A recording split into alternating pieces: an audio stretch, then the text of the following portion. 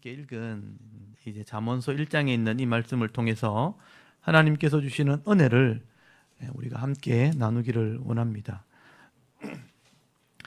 오늘부터 우리가 시가서 중에 세 번째 책인 잠언서 말씀을 함께 나누기를 원합니다.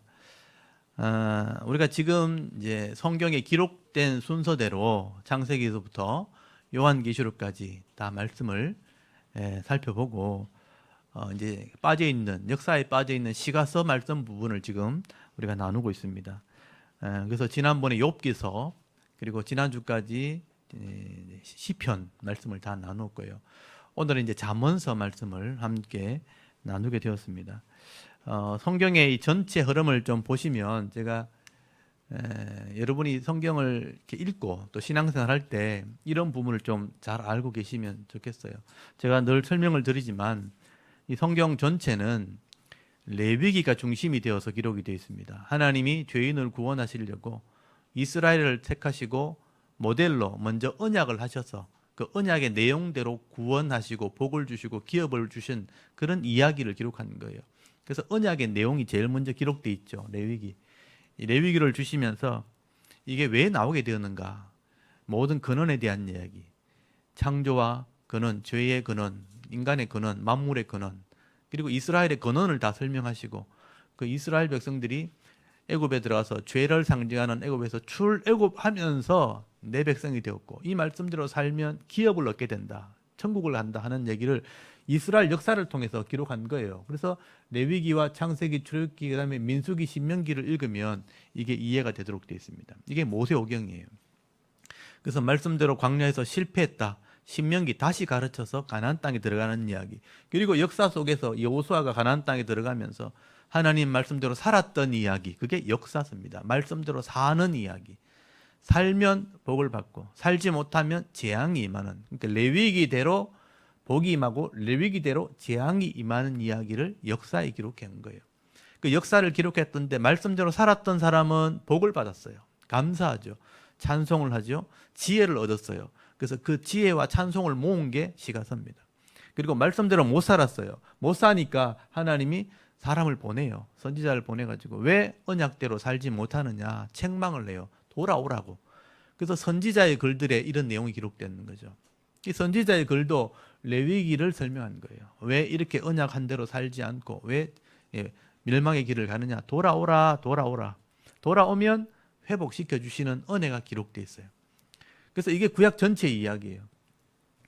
언약한 백성들은 말씀대로 살 때 복을 받도록 약속이 되어 있다는 거예요. 근데 이 죄의 본성은 악으로 살아가도록 되어 있는 거예요. 그게 인간의 세상의 모습이에요. 그래서 거기서 구별된 자, 돌이키는 자, 그게 하나님 백성이에요. 그렇게 할 때 이 땅에서도 복을 받고 진짜 하나님 나라에 들어가게 된다는 얘기를 하고 있는 것입니다.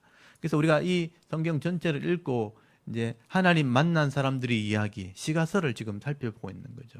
그래서 욥기, 시편, 그다음에 잠언서 세 번째 시가서, 시편의 이 지혜의 문서를 우리가 배우고 있는 것입니다. 그래서 이 잠언이라는 성경 제가 하기 전에 제가 순서대로 요거를 읽는 순서를 제가 좀 설명을 드릴게요. 레위기를 제일 먼저 읽어야 되고요. 그다음에 창세기, 출애굽기, 민수기, 신명기 읽었으면 역사서를 읽죠. 여호수아, 사사기, 룻기, 사무엘상하, 열왕기상, 열왕기하서 14장부터 선지자가 나타나기 시작해요. 그래서 이 상황에서 요나, 아모스, 호세아, 요엘을 읽고 열왕기하서 15장에서 20장까지 읽고 그다음에 미가, 이사야, 나움, 오바자 선지자 이야기를 들어보고 그다음에 열왕기하서 21장, 24장까지 이스라엘이 망해요. 망하기 직전에 하박국, 스바냐, 예레미야가 말씀을 할 때 전 들어보고 열왕기하 25장에서 이스라엘이 망하거든요. 그때 예레미야 애가 슬픈 노래가 나온 거예요. 그리고 바벨론 포로 시절에 70년간의 시절이죠. 70년간 다니엘과 에스겔이 말씀을 외치게 돼요. 이때 포로되었을 때 이 시가서를 정리한 거예요. 이때까지 살았던 역사 속에 하나님 만났던 사람들의 얘기를 다 노래들을 정리한 거죠. 그래서 이 중간에 시가서가 정리가 되어지고 그 다음에 포로 돌아와서 에스라, 느헤미야가 이제 성전을 짓고 성벽을 건축하는 얘기가 나오죠. 성전 짓다가 중단이 되니까 학개서가랴가 성전 지어라고 외치죠. 다시 성전 짓고 난 뒤에 에소드 같은 사람이 페르시아에서 있었던 믿음의 이야기를 기록해놨고 성전이 건축되어지고 난 뒤에 느헤미야가 성벽을 건축하고 또 타락해요. 그래서 말라기가 하나님 말씀을 마지막으로 외치게 되는 거예요.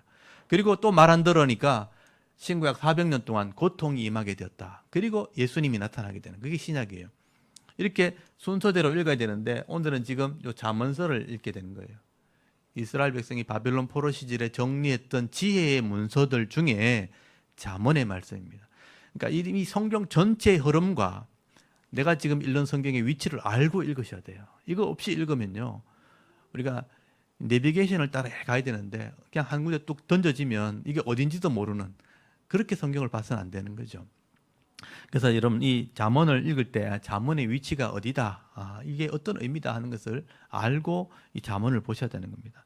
그래서 이 잠언이라는 성경의 안에 내용을 보시면 이 잠언의 전체적인 의미는 사실 우리 인생의 삶에 대한 이야기가 기록이 되어 있습니다. 이 인생이라는 이 시간, 얼마나 우리에게 한 번밖에 없는 귀중한 시간입니까? 이 인생이라는 이 짧은 시간을 우리가 살아갈 때 지혜롭게 사는 사람이 있는가 하면 어리석게도 이 시간을 다 허비하면서 살아가는 그런 어리석은 사람이 있다는 거예요.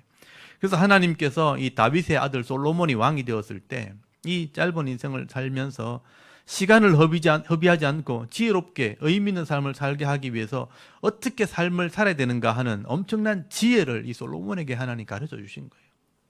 지혜를 솔로몬에게 주셔서 그게 우리 인생에 너무나 귀하고 꼭 필요한 일이라는 것을 알게 하기 위해서 지혜로운 말 또는 격언, 그래서 잠언이라는 말을 쓴 거예요. 잠언이라는 성경이 되게 한 거예요. 그래서 후시대 학자들이요, 이 솔로몬의 말을 다 정리를 한 거예요. 그리고 솔로몬 외에 여러 가지 지혜자들의 말을 함께 모았어요. 아굴이라든지 또 루웨이라든지 뒤에 나옵니다. 이런 사람들의 지혜의 글들을 다 모아서 잠언이라, 꼭 필요한 말씀, 지혜의 말씀이라고 성경이 되게 하신 것입니다. 그래서 이 잠언이라는 말 자체가 마샬이라는 말이에요. 마샬. 그래서 이 솔로몬이 지은 솔로몬의 잠언인데 솔로몬의 마샬 이런 거. 이 쉐로모, 우리가 솔로몬 하지만 이게 솔로몬의 이름이에요. 그래서 발음을 하면 쉐로몬인데 우리는 솔로몬이라고 하죠. 솔로몬, 쉐로모. 우리 히브리 발음으로는 쉐로모가 솔로몬의 이름입니다. 원래는 샬롬, 여기 이제 샬롬이라는 뜻이 샬롬이라는 뜻인데 평화란 뜻이죠. 그리고 이 솔로몬이 지은 게 마샬이라는 게 잠언, 그러니까 교훈을 주는 말 또는 금언이란 말, 그 금같이 귀한 말, 귀한 말씀 또는 지혜로운 말씀이란 뜻을 가지고 있어요. 그래서 이 잠언이란 잠자가 원래 경계한다, 경고한다 이런 뜻이거든요. 경고하는 말씀 또는 이렇게 배워야 되는 말씀, 이런 의미를 가지고 있어요. 사실 이 솔로몬이 실제 살았을 때 열왕기상 4장 32절에 보면 잠언을 3,000가지를 말했다고 돼 있어요. 3,000가지 잠언을 하나님 주신 지혜를 말했다. 그것을 기록을 하고 있습니다. 이 솔로몬이 참 많은 잠언을 남겼는데 그 중에 꼭 필요한 말씀을 또 추리고 정리를 해서 그 자녀들을 가르치기 위한 교재로 만들었다 그래요. 여러분, 솔로몬이 이스라엘이 왕이 되었을 때 많은 아내를 두게 되죠. 솔로몬이 그 지역을 다 장악을 했기 때문에 주위에 있는 나라들과 화친을 맺으면서 주위에 있는 나라들이 자기 공주를 보냅니다. 이게 정략 결혼을 하게 되는 거죠. 전쟁을 하지 않고 안전을 보장받기 위해서 자기 딸을 보내서 사돈을 맺는 거예요. 솔로몬은 이방의 여인들이 들어와서 자기 아내가 되는 정략 결혼을 하면서 정식으로 결혼한 아내가 700명입니다. 그리고 700명을 돕는 빈장들이라고 해서 우리 시로 말하면 후궁 그 안에 돕는 그 시녀들이죠. 시녀들이 300명이었어요. 그러니까 700명에 300명이니까 1000명이잖아요. 1000명의 여인들을 솔로몬이 거느리게 되는데 이 1000명의 여인들이 만약에 솔로몬과 관계를 해서 아들을 낳았다면 한 명씩만 낳으면 또 1000명이잖아요. 자녀가 1000명이고 둘씩 나오면 2000명이죠. 굉장히 많은 자녀들이 나오게 되는데 이게 다 왕의 후계자들이잖아요. 그러니까 왕의 후계자들이니까 이 자녀들의 양육을 위해서 교훈집을 만들게 되는데 이 솔로몬이 말했던 3,000가지 잠언을 가지고 교훈집을 만들게 됩니다. 그 교훈집을 만든 것이 바로 이 잠언이라는 성경이에요. 자녀들 양육하기 위해서, 교육하기 위해서 만들었다고 전해지고 있는 것입니다. 그래서 하나님께서 보실 때도 너무나 귀한 책이고 또 우리 인생에 꼭 필요한 책이기 때문에 오고 가는 세대 사람들이 다 이걸 읽을 수 있도록 성경으로 만들어 주신 것입니다. 그렇다면 여러분, 우리가 이 잠언의 말씀을 잘 읽고 깨달아서 삶으로 실천할 수만 있다면 불신자들은 절대로 경험할 수 없는 그런 지혜의 삶 또는 의미 있는 삶을 살아가는 그런 은혜가 있다는 것입니다. 그래서 오늘 이 잠언서 1장 거기 1절부터 6절까지 보시면요, 이 잠언의 유익에 대해서 먼저 기록을 하게 돼요. 잠언서 1장 1절에서 6절까지는 단락이 이렇게 나눠져 있죠.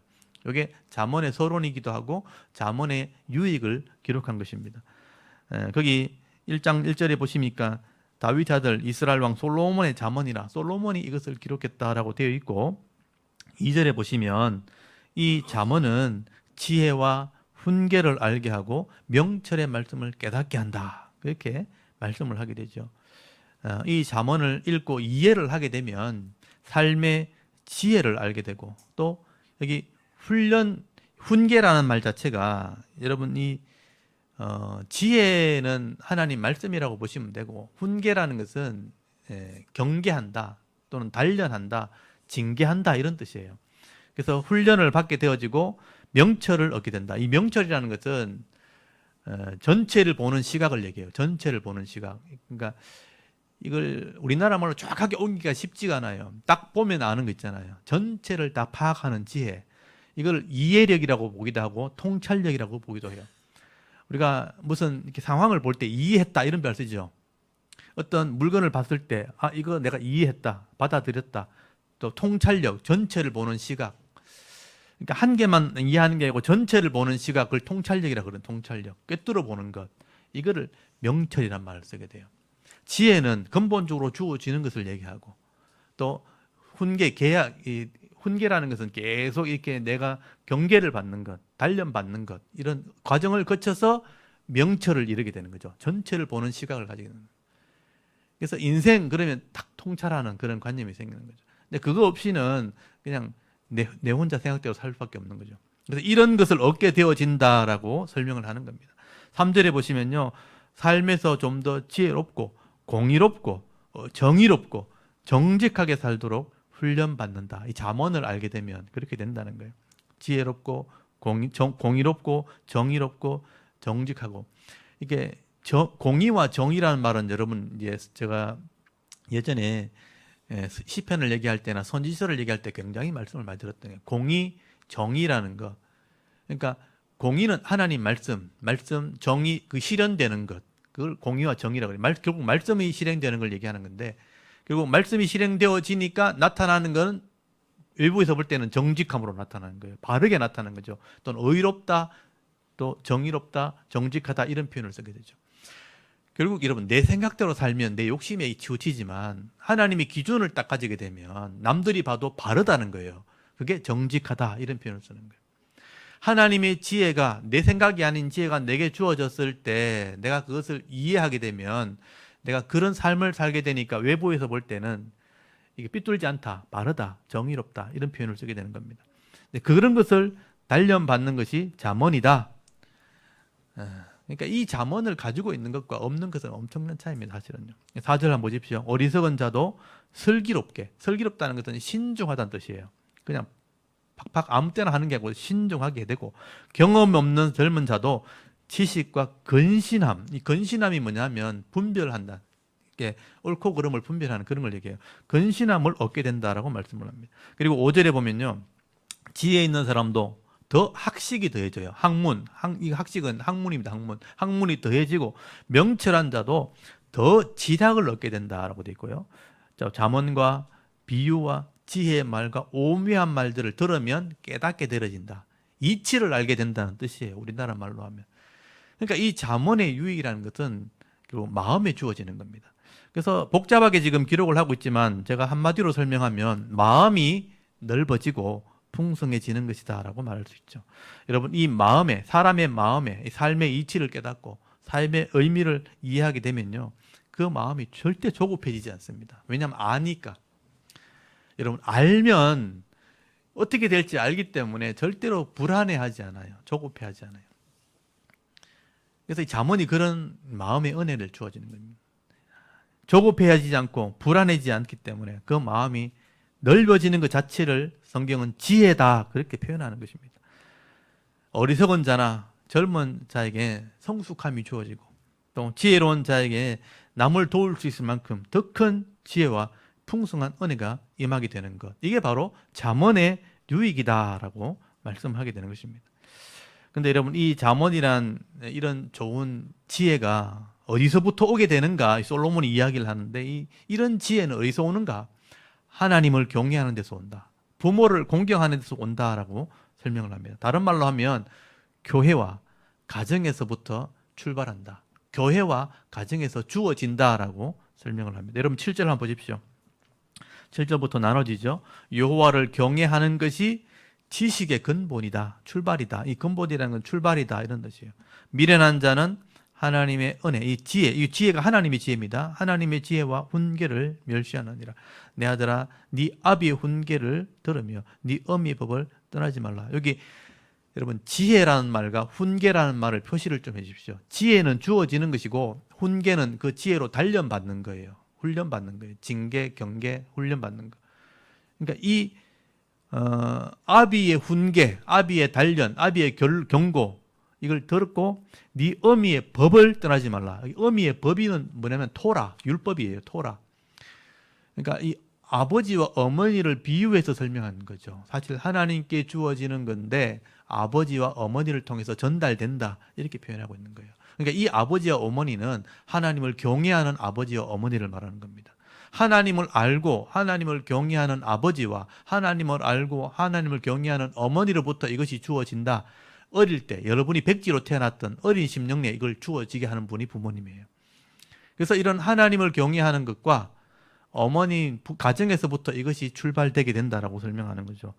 여호와 하나님을 두려워하는 이 신앙에서 지혜를 배우게 되고 또한 이런 지혜는 아버지의 훈계, 어머니의 법을 통해서 전해지기 때문에 이런 관계를 통해서 삶의 지혜를 우리가 배우게 되는 것이다 라고 말하는 것입니다.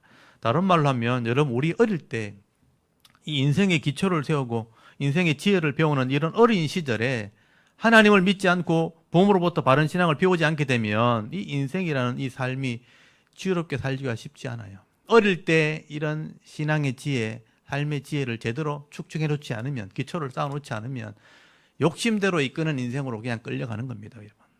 그게 세상의 모습이라고 보시면 돼요. 그래서 여러분 9절을 한번 보십시오. 9절에 보면 이는 어릴 때 배운 이 지혜는 이 말이죠. 이는 앞에 설명대로 어릴 때 배운 지혜가 네 머리에는 아름다운 관이 되고 네 목에는 금사슬처럼 되는 거다라고 설명합니다. 이게 영광이란 뜻이에요. 이 지혜가 있을 때 하나님으로부터 오던 지혜를 가지고 있을 때 삶이 보석같이 아름답게 된다는 뜻입니다. 여러분 세상에서 여러분 힘과 권력을 가진 사람, 돈을 벌게 되고 재물을 가지면요 제일 먼저 하는 게 치장하는 거잖아요. 사실은요. 뭐 보석을 사고 좋은 옷을 입고 화려한 이렇게 치장을 하잖아요. 근데 여러분 이런 모습을 잘 보시면 바른 지혜와 지식이 없으면서 그냥 썩어지고 없어질 육체의 흙덩어리에 그냥 치장을 하는 것, 만약 지혜가 없는 사람은 그냥 금으로만 치장할 뿐이지 사실 아무 가치가 없는 거예요. 근데 이런 금이나 보석이 없다 할지라도 하나님께로부터 오는 지혜와 지식을 이렇게 내 마음에 가지고 있으면 이런 아름다운 가정을 만들고 또 사람들에게 유익을 주는 삶을 살아간다면 여러분 그 삶이, 이 지혜가 마치 내 머리의 관처럼 내 목에 있는 금사슬처럼 인정을 받게 된다. 아름다운 삶을 살게 된다. 사람들이 그냥 돈으로 사는 금이나 이런 보석보다 마음에 가지고 있는 하나님의 지혜 있는 사람이 훨씬 낫다는 뜻이에요. 그게 내 머리의 관처럼 내 목의 금사슬처럼. 여러분 이렇게 우리는 그런 능력이 안 돼가지고 금목걸이 못 하는데 이렇게 막 진짜 굵은 거 막 메고 다니는 거 보면 좀 부럽죠 사실은요. 와 저거 얼마나 할까 막 이렇게 얼마나 무거울까 막 이렇게 그런 생각 안 듭니까? 아 되게 부럽다. 우리는 없어서 못 하니까 간이 짜가지고 사지도 못하고. 근데 막 치장하고 다니는 거 보면은 와, 자 이쁘다 뭐 생각 드는데 그거보다 더 좋은 건 뭐냐 하면 삶의 지혜를 가진 사람이에요. 삶의 지혜를 가진 사람이 막 사람들에게 유익을 주는 삶을 살면 그 금목걸이 한 것보다 훨씬 낫다. 그게 내 머리의 관처럼 내 목의 금사슬처럼 인정받는 사람이 된다. 이렇게 표현하고 있는, 그만큼 지혜가 좋다는 뜻입니다. 이런 지혜가 없이 악을 행하면서 더럽고 추한 삶을 살면서 사람의 조롱당하면서 그런 금목걸이 차고 있으면 뭐해요? 그거는 사실 부끄러운 겁니다, 사실은요. 사람들이 요거 얻어먹으면서 그 목걸이 차고 다니보십시오. 뒤에서 욕하면서 욕해서 아이고 저 금이 참 아깝다면서 막 그런 말을 듣게 되는 거예요. 여러분 어떤 삶을 살든지 우리 결정을 해야 되는 거죠. 이런 지혜가 없으면 이런 겉으로는 화려할지 모르지만 부끄러운 삶을 살 것인가, 아니면 지혜로운 삶, 이 보석 같은 삶을 살아서 칭찬과 명성을 얻으면서 존경받는 삶을 살 것인가를 결정할 수 있는 게 이 잠언을 얻는 것이냐 얻지 못하는 것이냐 차이가 있다는 것입니다. 그런데 여러분 10절 말씀 보시면요, 이 인생은 이렇게 두 가지로 나눠진다는 거죠. 이런 지혜를 가진 자와 이 지혜를 싫어하는 자가 있다, 그렇게 표현하는 거예요. 10절에 보니까 악하고 어리석은 사람이 나오죠. 여러분 10절에 보시면 내 아들아 악한 자란 말 나오죠. 여기 악한 자를 동그라미 좀 쳐놓으시고, 이 악한 사람, 악하고 어리석은 사람은 지혜를 멸시하는 거예요. 그래서 멸망의 길을 가게 되고요. 근데 회개하고 돌이켜 이 지혜를 선택하는 사람은 이 땅에서 평화와 안전한 삶을 살게 된다. 이게 10절 이하의 전체 내용의 핵심입니다. 악한 자가 될 것인가, 돌이키는 자가 될 것인가. 여기 뭐 돌이키는 자로 표현되는데, 이 죄성을 가진 인간의 이 본성을 따라서 그냥 욕심에 이끌려 그냥 악하게 그냥 살 건가, 아니면 그 죄에서 돌이켜서 하나님의 지혜를 따라 살 것인가. 여러분 10절을 제가 읽어볼게요. 내 아들아 악한 자가 너를 꾀일지라도 따라가지 말라. 그들이, 이 악한 자들이 네게 말하기를 우리와 함께 가자. 우리가 가만히 엎드렸다가 사람의 피를 흘리자. 죄 없는 자를 까닭없이 숨어 기다리다가 수울같이 그들을 산채로 삼키며 무덤에 내려가는 자를 같이 통으로 삼키자. 이렇게 유혹을 한다는 거예요. 하나님을 모르고 부모에게 이런 지혜를 깨닫지 못한 사람, 듣지 못한 자들은 악을 행하는, 죄와 욕심에 이끌리는 삶을 살게 되는 것입니다. 그래서 사람들의 것을 빼앗자고 얘기하는 거예요. 우리는 경쟁이란 말을 좋은 말로 꾸미고 있지만 사실은 빼앗는 거예요. 좋은 직장, 좋은 자리, 좋은 사업, 이게 먼저 가서 빼앗는 거잖아요. 같이 하자는 게 아니잖아요. 그래서 빼앗아서 돈을 벌고 힘과 권력을 가지자, 이렇게 유혹을 한다는 거죠. 그게 일반 사람들이 살아가는 삶이라는 거예요. 13절 한번 보십시오. 우리가 그렇게 한다면 뭐예요? 온갖 보화를 얻으며 빼앗은 것으로 우리 집을 채우려니 너는 우리와 함께 제비를 뽑고 우리와 함께 전대, 돈통이죠. 돈통 하나 두자. 큰 우리 금고를 하나 만들자 할지라도 내 아들아 그들과 함께 길을 다니지 말라. 네 발을 금하여 그 길을 밟지 말라. 대저 그 발은 악으로 달려가며 피를 흘리는 데 빠름이라. 다른 사람을 죽인다, 이런 뜻이에요.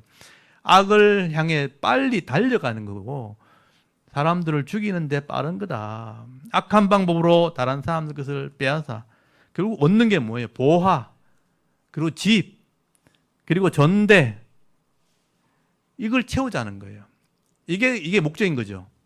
하나님을 믿지 않는 사람들, 세상 사람들은 이렇게 살아가는 것입니다. 이걸 그냥 당연하게 여기고 이렇게 살아가지만 하나님 볼 때는 이게 헛된 거예요, 사실은.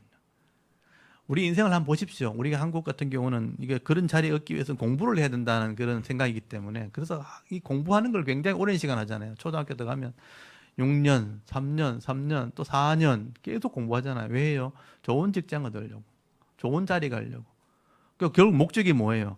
좋은 집 마련해서 또 권력을 가지면서 평안하게 잘 살려고 하는데 실제로 그렇게 보면 그렇게 되지 않아요. 하나님 보실 때는 그게 헛된 것이라. 그래서 17절에 보면 비유 하나를 딱 그 중간에 넣어놨죠. 새가 보는 데서 그물을 치면 헛일이겠거늘. 헛것이라는 표현을 그렇게 한 거예요. 새가 그물 치는 거 딱 보고 있는데 그물 치면 뭐하냐, 그게 헛일이다. 그렇게 이런 보화나 집이나 전대를 가지고 채우려고 악을 행하는 사람, 결국 이거는 헛된 인생을 사는 건데 하나님 볼 때는 그거 헛거 아니냐, 그렇게 말하는 거예요. 그래서 19절에 보십시오. 이익을 탐하는 모든 자의 길은 다 이러하여 자기 생명을, 이 생명은 영적인 생명이에요. 생명을 잃게 되는 거다. 죽을 짓을 하는 거다. 그냥 잠깐 부를 위해서 영혼을 팔아먹는 거죠. 영혼을 죽게 하는 겁니다. 그게 죄의 인생이라. 여러분, 이렇게 신앙 없이 세상에서 그냥 최고가 되려고 하는 거, 그냥 학교에서 내가 1등하고 좋은 대학 가서 엘리트가 되어서 높은 자리 간다고 해서, 여러분 그게 바른 삶이냐? 신앙이 없다면 그냥 악을 행하다 망하는 길이 될 수 있다. 이런 모든 지혜와 은사를 하나님께서 주시는 것인데, 여기 하나님께로부터 왔다는 것을 깨닫지 못하는 자들은요, 결국 교만할 수밖에 없는 거예요. 내가 잘났다는 거죠. 교만하게 되어지고 악을 행하게 되고 무시하는 삶을 살게 되니까 결국은 망하는 길을 가는 겁니다. 사실 그 정도 차이만 있을 뿐이죠. 진짜 악한 사람이 우리 눈에 보이지만 대부분의 사람들은 그냥 그저 그렇게 살아가는데 차이 나지 않을 뿐이지, 조금의 차이만 있을 뿐이지 하나님 믿지 않고 악을 행하는 건 사실 똑같은 거예요, 사실은. 우리가 별로 차이가 안 나니까 구분이 안 되는 거예요. 그래서 악한 사람은 막 졸지에 망하기도 하고, 안 그런 사람은 그냥 천천히 망하는 사람도 있는 거예요. 여러분, 그래서 구분을 잘 못하는 거죠. 그냥 간당간당 하다가 왔다 갔다 하다가 그냥 망하는 사람도 있고, 그냥 잘 되다가 망하는 사람도 있고, 멀쩡히 있다가 천천히 망하는 사람도 있으니까 우리가 잘 나쁜지 좋은지 구분하지 못한 것 뿐입니다. 제가 볼 때 그런 거예요. 결국 하나님을 알지 못하는 자들은요, 영혼이 망가져 있기 때문에 언젠가는 육신도 반드시 망가지게 되어 있는 것입니다. 우리가 짧은 시각으로 볼 때 잘 구분되지 않을 뿐입니다. 그런데 역사라는 긴 시간을 두고 보면요, 반드시 악인들은요, 망하게 되어 있습니다. 제가 역사를 공부해보고 이걸 배운 거예요. 역사를 알고 시대를 보는 눈을 가지고 보니까 결국은 악인들은 망하더라는 거예요. 자기를 포장을 하고 합리화시켜서 막 살아가지만 결국에는 망하더라 하는 것을 보게 되는 것입니다. 그래서 여러분 20절 말씀에 보시면요, 모든 사람들은 삶을 살아가는 중에 하나님께 들려주는 이런 지식의 소리를 이렇게 들어야 된다는 얘기를 하게 되는 거예요. 이게 듣는 것이 지혜로운 것인데 듣지 않으면 망하는 것입니다. 여러분 20절 한번 보십시오. 20절부터는 여러분에게 주시는 말씀이라고 보시면 돼요. 20절부터 단락이 나눠져 있죠. 지혜가, 요 지혜를 동그라미 치세요. 이게 하나님 말씀이라고 보시면 돼요. 길거리에서 부르며 광장에서 소리 높여 시끄러운 길목에서 소리 지르며 성문 어귀와 성중에서 그 소리를 바라 이르되, 너희 어리석은 자들은 어리석음을 좋아하며 거만한 자들은 거만을 기뻐하며 미련한 자들은 지식을 미워하니 어느 때까지 하겠느냐 하면서 막 소리친다는 거예요. 여러분, 지혜라는 말이 호크마라는 말이거든요. 이 단어도 여러분 좀 잘 알아두시면 좋겠어요. 호크마라는, 지혜라는 뜻이에요. 지혜. 그래서 우리 목사님들은 잘 알아요. 호크마라는 주석이 있거든요. 호크마라는 게 창세기부터 요한계시록 주석이 있는데, 주석의 이름이 호크마예요. 지혜라는 뜻입니다. 이 지혜가 길거리에서, 광장에서, 사람 많은 넓은 길에서, 또 길목마다, 또는 성문 어귀에서, 성문 입구에서, 성중 안에서 소리를 높이고 소리를 지르고 우리에게 말하고 계속 부르짖고 있다는 거예요. 다시 말해서 이 하나님을 아는 지혜라는 것이 멀리 있는 게 아니라는 뜻입니다. 여러분의 삶 속에서 우리에게 계속 이렇게 외치고 있고 말씀한다는 거죠. 그래서 이 지혜가 뭘까 여러 가지 해석을 하기도 하는데, 이 지혜는 아까 앞에 나왔던 어머니의 법 있죠. 어미의 법 있죠. 어미의 법이 지혜예요. 어미의 법이 토라, 율법이거든요. 하나님 말씀. 이 하나님 말씀이 율법인데, 이게 신약에 오면 이게 하나님 말씀을 전하는 자니까 예수님으로 해석하기도 하고, 또 이것을 깨닫게 하는 게 성령이거든요. 성령이라고 이해하기도 하는데, 저는 이걸 어떻게 이해하냐면, 이 하나님 말씀하신 지혜는, 하나님은 창조주시니까 지혜를 통해서 그걸 알려주시는데, 그 알려주는 역할을 하는 게 누구냐면 성령이에요. 성령. 저는 이 지혜를 성령이라고 생각해요. 이 지혜가 계속 우리에게 알려주는데 우리 깨달아야 되잖아요. 깨닫는 게 성령을 통해서 깨달아지는 것입니다. 우리가 늘 보고 경험하는 것들을 통해서 하나님이 이걸 알게 하신다는 거예요.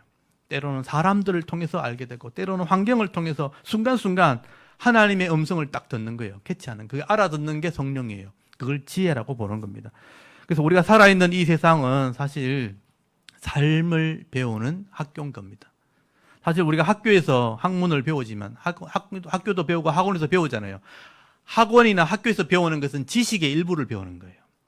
지혜를 배우는 게 아니고 지식, 나열된 지식의 일부를 배우는 겁니다. 근데 학교에서 이 배운 것 가지고 내가 지혜를 얻었다고 착각하시면 안 되는 거죠. 학교에서 내가 100점 받았다, 내가 학교에서 A 플러스 받았다, 내가 학교에서 만점 받았다, 내가 늘 1등 했다, 이것만 가지고 살려고 하다가는 망하는 겁니다, 여러분. 그 지식에 갇혀버리는 거죠. 하나님의 지혜는 온 세상에 있는데 학교에서 배운 거 그것만 가지고 내가 최고 성적을 받았다 그래가지고 이거 자랑하고 교만하다가는 결국 망하는 것이죠. 그래서 결국 이 하나님의 지혜라는 것은 내 마음에 대한 문제입니다. 내 마음에 무엇을 담을 것이냐, 내 마음에 뭘 담고 있느냐. 여러분 22절 한번 보십시오. 22절에 보시면요, 이 뭐라고 되어 있습니까? 너는 어리석은 자들은 어리석음을 좋아하고 거만한 자들은 거만을 기뻐하고 미련한 자는 지식을 미워하니 어느 때까지 하겠느냐. 여기 세 사람의 분류가 나오죠. 어리석은 자, 거만한 자, 미련한 자 나오죠. 여기 세상 사람들의 마음이라는 거예요. 어리석은 자, 단순한 사람이 죠. 거만한 자, 교만한 거. 그리고 미련한 자, 바보라고 번역되어 있는데 분간을 못하는 거죠. 그런 사람들. 우리는 이 세 가지 부류 사람이 절대 되면 안 되는 거죠. 이 어리석은 자, 거만한 자, 이 미련한 자는 어리석고 교만하고 미련하기 때문에 이 똑같은 세상에 살면서도 이 하나님 말씀을 알아듣지를 못하는 거예요. 그런 마음을 가지고 있으니까 계속 우리에게 외치고 있는데, 지혜가 세상에서 길에서 계속 외치고 있는데 못 알아듣는 거예요. 거만하니까, 어리석으니까, 또 내가 미련하기 때문에 못 알아듣는 거죠. 근데 이 하나님의 음성을 세상을 보면서 알아들을 수 있는 사람, 듣고 깨달은 사람은 돌이키게 되는 거예요. 그래서 오늘 성경에 보면 돌이킨다는 말을, 돌이키는 자들은 하나님의 지혜를 얻고 하나님 백성이 되는 거다. 이게 무슨 말이냐면 하나님 말씀을 통해 자신의 부족함을 깨닫는 거야. 아, 나는 연약한 자인, 부족한 존재구나. 나는 죄인이구나. 이걸 인정을 하는 거예요. 그래서 회개를 하는 거예요. 그래서 겸손한 자라고 표현하는 거예요. 여러분 23절을 보십시오. 이게 여러분에게 주시는 말씀이에요. 나의 책망을 듣고 돌이키라. 이게 이제 핵심이에요. 오늘 본문의 핵심이 나는 돌이켜야 된다. 내 책망, 하나님의 책망, 잘못된 것을 지적하는 것, 교훈을 듣고 책망할 때 돌이키라. 보라, 내가 뭘 준다고 돼 있죠? 나의 영을, 이게 성령이에요. 나의 영을 너희에게 부어주며 내 말을 너희에게 보이리라. 이게 보인다는 표현을 썼지만 사실은 야다. 내가 늘 말씀드렸죠. 알게 된다. 전체를 이해한다는 뜻이에요. 야다한다. 알게 된다. 하나님 말씀을 이해해버린다. 이런 뜻이에요. 세상을 보면서 하나님의 말을 이해하는 거예요. 그게 돌이키는 자가 중요한 거죠. 하나님께서 책망하실 때 돌이킨다. 왜 돌이키겠어요? 내가 잘못됐다는 걸 인정하기 때문에. 내가 잘났으면 절대 안 돌이키겠죠. 내가 옳다고 생각하면 절대로 안 듣겠죠. 이게 거만이고 교만이고 어리석고 미련한 거예요. 내가 하나님보다 낫다고 생각하는 거예요. 그러니까 안 듣는 거예요. 받아들이지 않는 거죠. 근데 내가 부족하다, 연약하다, 내가 잘못됐다는 걸 인정하는 것을 회개하는 거예요. 그럼 돌이키게 되는 거죠. 하나님 뜻을 따라가는 거죠. 그러면 하나님이 나의 영을 부어가지고 하나님 말씀을 알아듣게 만들겠다. 알게 해버리겠다. 깨닫게 하겠다. 그러니까 아니까 안 할 수가 없죠. 다르게 사는 거예요. 이게 성령의 은혜라는 것입니다. 이게 알게 하는 것. 그래서 저는 지혜를 성령이라고 생각하는 거예요. 알아야 되니까. 이해돼야 되니까. 이 지혜를 가지면 성령의 은혜가 있는 사람이에요. 그래서 이 하나님을 알게 하는 것, 이게 성령이 하시는 역할이에요. 그래서 구약시대나 신약시대는 성령이 하는 역할은 똑같은 거예요. 그 차이가 있다면 구약시대는요, 이스라엘 백성들에게만, 언약한 백성들에게만 역사하는 거예요. 근데 신약은 모든 육체, 모든 사람에게 다 역사하시는 게 이제 성령의 역사입니다. 그래서 이 구약시대, 이 잠언이 써질 때만 해도 구약 이스라엘 백성들에게만 이 지혜를 줬다는 거예요. 성령의 은혜를 줬다는 거예요. 근데 이스라엘 사람들이 이것을 거절했다, 받아들이지 않았다, 그래서 어리석게 되었다는 얘기를 성경이 계속 하고 있는 거예요. 너희는 이렇게 되지 말라는 얘기를 하고 있는 거예요. 이제 모든 육체, 우리도 이스라엘 사람이 아니지만 성령을 통해서 하나님의 지혜를 얻게 되었거든요. 오순절 마가다락방 이후에 모든 사람, 이 시대적으로 모든 사람은 성령을 받을 수 있는 시대가 된 거예요. 그래서 이 하나님 말씀을 들을 때나 세상을 볼 때 이런 지혜를 얻는 성령이 있는 거예요. 그래서 알아들으려고만 하면 깨달을 수 있는 시대가 된 것입니다. 그래서 이런 지혜를 얻게 되어지면 하나님 앞에 엎드리면 하나님이 주시는 지혜로 말미암아 하나님 백성으로의 복을 받는 존재가 되어진 것입니다. 그런데 그 당시에 이스라엘 백성들은요, 하나님의 지혜를 거절하게 됩니다. 그래서 어리석고 거만하고 미련해서 알아듣지 못하게 되었다. 여러분 24절을 한번 보십시오. 24절 보면 지혜가 부르고 하나님이 불러도, 이건 이스라엘 사람들이 하는 말이에요. 듣기 싫어하고 손을 펴도 돌아보지 않았다. 그렇게 돼 있죠. 이스라엘 사람이 그랬다는 거예요. 25절에 보십시오. 나의 교훈을 멸시하고 나의 책망을 받지 않았다. 여기 교훈과 책망을 동그라미 좀 쳐주시고, 교훈은 말씀을 주는 거고 책망은 잘못됐다고 자꾸 경고하는 거예요. 근데 이거를 받지 않았어요. 그래서 인생 중에 재앙이 나타나게 되고 인생 중에 두려운 일이 자꾸 생기게 되었다라고 말하는 거예요. 그래서 이 재앙과 두려움, 교훈과 책망은 한 짝이에요. 같이 가는 거예요. 교훈과 책망을 거절하면 재앙과 두려움이 생기는 거예요. 일이 문제가 자꾸 생긴다는 거예요. 문제가 생기는데 해결이 안 되니까 두려움을 계속 가지는 거죠. 그게 이 하나님의 지혜가 없는 사람들의 특징이라. 그러니까 하나님 말씀을 듣지 않으니 하나님이 도와줄 수가 없으니까 그런 일이 벌어지는 거예요. 27절 한번 보십시오. 너희의 두려움이 어떻게 해요? 광풍같이 임해요. 너희의 재앙이 폭풍같이 그냥 오는 게 아니고요. 갑자기 막 달려드는 거예요. 갑자기 이런 문제가 생기는 거예요. 그래서 근심과 슬픔이 임하게 된다. 늘 하루하루 계속 근심인 거예요. 근심. 그리고 걱정이 늘 깔려 있는 거예요. 그러니까 늘 무게를 가지고 살아가는 거예요. 힘든 거예요, 인생이. 그게 지혜가 없는 삶이에요. 그때에 너희가 나를 부르리나 그래도 내가 대답하지 않았고 부지런히 나를 찾으라 그래도 나를 만나지 못하리라. 하나님의 지혜가 없는 사람들은 어렵다고만 소리친다고 도와주는 게 아니란 뜻이에요. 하나님의 지혜가 있어야 하나님이 도와줄 수가 있는 거예요. 그래서 여러분 하나님의 지혜를 배우지 않고 하나님을 경외하는 믿음이 없기 때문에 하나님이 도와줄 수 없는 그런 인생으로 살 수밖에 없다. 여러분 하나님께서는 우리 인생에 이 말씀을 통해서 약속하시고 또 말씀을 통해서 복을 주시기 때문에 이 말씀을 배우지 않으면 바른 지혜를 가질 수 없게 되고 바른 신앙도 배울 수 없게 되는 것입니다. 그래서 거기 32절이 결론입니다. 어리석은 자의 퇴보, 이게 배교거든요. 돌아서는 것. 배반하는 것. 배반은 자기를 죽이며 미련한 자의 안일이라는 것은 형통한다는 뜻이에요. 안일이 형통하게 미련해가 형통하게 되는 것은 결국 자기를 멸망시키거니와 오직 내 말을 듣는 자, 여기 듣는 자를 동그라미 좀 주시고요. 듣는 자는 평안히 살며 재앙의 두려움이 없이 안전해요. 앞에 나왔던 재앙과 두려움이 없다. 안전하게 된다. 그래서 평안과 안전, 이게 복이에요. 어리석은 자의 퇴보, 하나님을 배반하는 것, 돌아서는 것은 내가 죽는 거예요. 미련한 자의 안일, 내 미련하게 해서 잘 됐다 하면 그거는 자기를 망하게 하는 것입니다. 그러나 오직 하나님 말씀을 듣는 자, 샤마, 경청한다. 하나님 말씀을 잘 들을 사모함. 말씀이 뭘까? 사모함. 하나님 말씀이 뭘 의미하는가? 이게 사모함, 듣는 마음, 듣는 거예요, 듣는 거.